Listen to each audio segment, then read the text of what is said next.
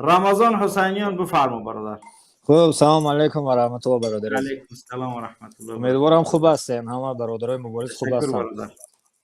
برادر جو من میخواستم یک کمتر صحبت کنم اگر اجازه باشد. شاید از موضوع وقتی شما کم باشد. 2 دقیقه رمضان جون 2 دقیقه. بله 2 دقیقه کوتاه گپ دو میزنم. دقیقه. خیلی برادری ما یا مناسب شما است خیلی بعد گپ میزنن. شاید به مرا 2 دقیقه وقت باشد.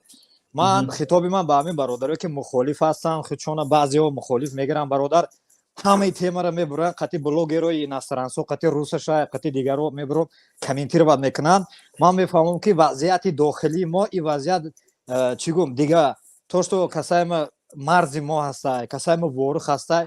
من میخواستم از این برادرها خواهش کنم که در همین تیما باید با احتیاط باشن.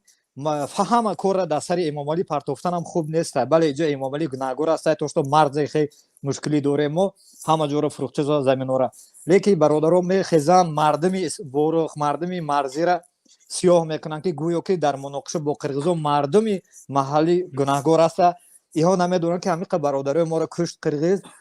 ما جنگ نمیخواهیم. ما همه وقت میگیم основной проблема اساسی رحمانوفای رمضان. این معلومه برادر. لیکن تو یکم پرابلم رحمانوفای، دیم پرابلم رحمانوفای، سیم پرابلم رحمانوفای. یگان کسی دیگه غیر این لعنت کرده الله نیست. اگر در خانه دولت در رئیس دولت اگر بخواه که پرابلم نباشه تاچکا افسیا میمونه میگه اس اس لعنت کرده برا دلمانیکاسیا خالمانیکاسیا تبرا بکو یگان پرابلم دیگه نشوه. اگر یگان گپ شید کارا بگی طرف درستش که تمام دیگه من پرابلم نمیخوام. اینا ما میدونیم. اینا ما میدونیم برادر ما مسئله پرابلم را 100 نمود خیل میکنه دومود چه میدونه گراین میفروشه گراینا را میره از زمرد میمونه ای زمرد میگیره دم وشنا میزنه روی میکنه افغانا را میگیره میره سری قاوش میکنه چی پرابلم رحمانوفای پرابلم اساسی برادر شما منظور ما را نفهمیدین. تاجیکستان رحمانوفای تا وقت رحمانوفای است گرانیت تاجیکستان و یعنی که اونجا باقی میمونه. این مسئله دا یگان شهروند تاجیکستان قرغیزستان ما گناهگار کردنی نیستیم. دو طرف گناهگارن. یکمش دولت قرغیزستان دیگرش دولت تاجیکستان. اینا با این مسئله ناآرامی میخوان که قدرت‌های خودشون یعنی ادامه بدن. یگان وقت مردم دو کشور یگان وقت ما گناهگار نمیکنیم او چیزایی این معلوم است برادر. اینها همه با دسیسه ها میشوند. نه اینجا کمتر اشتباه میکنیم برادر جو. من اینجا من ناراضی هستم. 70 سال پیش 50 سال پیش و 50 سال پیش سال 72 وقتی که قرغیز تاجیک میکش امام علی نبود. اون وقت دو دولت بین خودش سیاست نداشت پرزیدنت نداشت. از مسکو تاجیک نکشته است. کشتگه به خدا قسم بین قرغیز ازبک جنگ شدگی اینه که بین قرغیز و تاجیک جنگ شدگی. شما اشتباه میکنین برادر. یک دفعه زنگ زنه مردمی چورک خوجه علاوه اینه من نمیزنم زنگ. ما در طول تاریخ چیزای استیچکای عادی شدگی و برای زمین نیست. برای زمین نه به خدا. نه برای زمین برای مسئله دیگه نرفته است که یعنی که قرغیز و تاجیک جنگ کردگی باشن برای زمینی طریق وجود نداره. یگان چیزای بین دو تاجیک جنگ میشوه. وجود داشته در منطقه کیستان یا مثال میگم تو بفهمی. یا مردک بوده فقط آوا همین طرف خونه خودش میبسته است. بعد در گرمانیا جنگ کردگی بوده است یا دستش نبوده است. بعد همین اومده است مثلا یک کاوخی همین آوات میبندی طرف زمین خود تو زمینای ما به او میمونن. یعنی گشت میکرد مثلا برای قاب نمیداد است بیشتر وترانی جنگ بوده است. بعد همین فقط می اومده است همین آوا طرف زمین خودش موندگی بوده است. بعد همین یه روز اومده است نگاش کرد است اکاک تاسوی بوده همین او ما با زمینای ما خشک موندگیان. تاجیک دو تاجیک یگان کسی دیگه نه قرغیز ازبک نه دو تاجیک.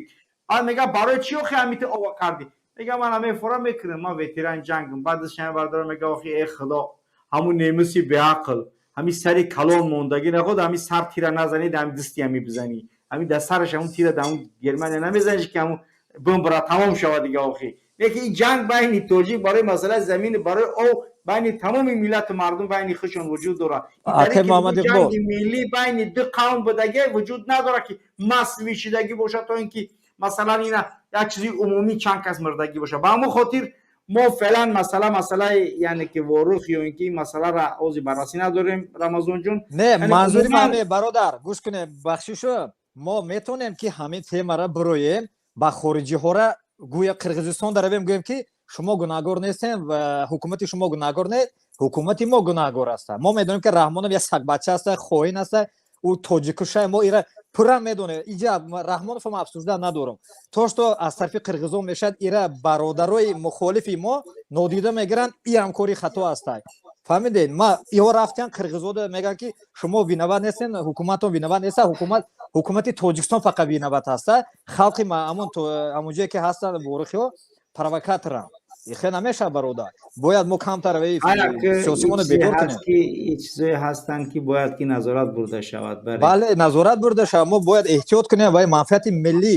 манфиати Раҳмонова не мо халқу ватани худмонам як фикр кунем ки оянда Раҳмонов 100% меравад хоҳем нахоҳем ягон наҳзатӣ наишта заижа умар ки баъзе наҳзатиҳо пушти қирғизоро мегирад ягон наҳзатӣ ягон каса нагирифтааст наҳзатӣ буд ки 2014 наҳзатӣ фақат барои ватану миллаташ бирмандааст садоқат ба ватан хидмат ба ватан барои ҳар як наҳзатӣ муҳимтарин яъне ки вазифа ва ормон шуда ки барои ҳамаи айватан ронда шуд бояд ки садоқат ба оилаи пешво ва хидмат ба оилаи пешво мегуфтем агар ана баъд моро мемондан мо дар ватан зиндагӣ кунем барои наҳзатӣ барои садоқат ба ватан садоқат яъне ки ба миллати ватан ва хидмат ба ватану миллатиш кореш кардан ки биброя ҳеҷ вақт шумо иттиҳом нагӯед ягон гап мо агар қирғиз ҳақ боша мегӯемш ҳақqa агар ботил боша мегӯемш ботилай мо ҳеҷ вақт аз ватану миллатмон берун по намондем ва ҳеҷ вақт по монданӣ ҳам нестем ягон касат фаромӯш накунед саломат бошӣ бародар.